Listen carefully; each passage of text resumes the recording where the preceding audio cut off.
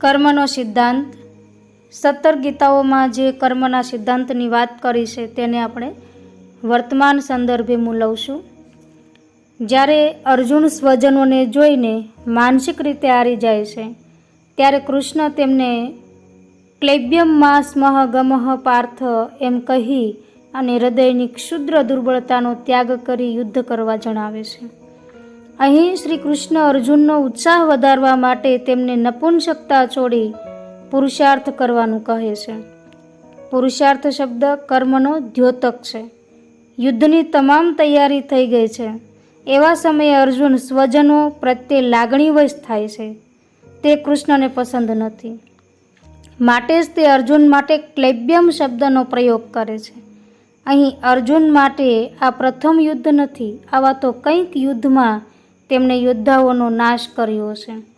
જો હસ્તિનાપુરમાં કોઈ વિદેશી અસુર જાતિનું શાસન હોત તો હિંસાનો જરા પણ વિચાર કર્યા વિના યુદ્ધ કરે, પરંતુ કૌરવો તેમના સંબંધી હોવાથી તે ના પાડી રહ્યો છે.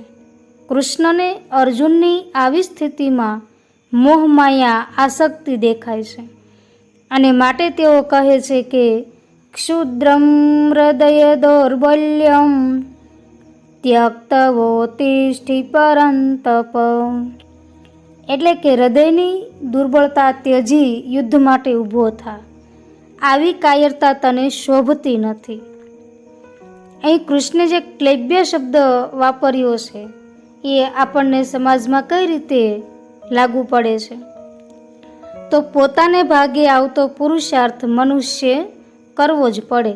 જે પુરુષાર્થ કર્યા વિના ફળ પામવાની આશા સેવે તે નામર્દ છે, તે પણ એક ક્લૈબ્ય છે.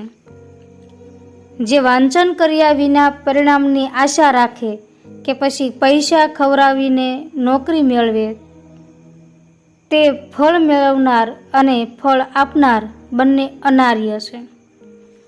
કર્મ કર્યા વિના જીવનમાં નાસીપાસ અનુભવનારો કોઈ પણ વ્યક્તિ ક્લૈબ્ય છે.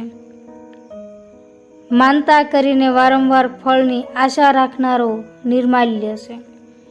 કામ ન કરવું પડે માટે ભગવો ધારણ કરી બેઠેલો ઢોંગી વ્યક્તિ ક્લૈબ્ય છે. વગર મહેનતે ભગવાનને પામવાની કામના કરનાર કોઈ ભક્ત છે એ પણ ક્લૈબ્ય છે. યોગ્ય કર્મથી ભાગનાર દરેક મનુષ્ય ક્લૈબ્ય છે.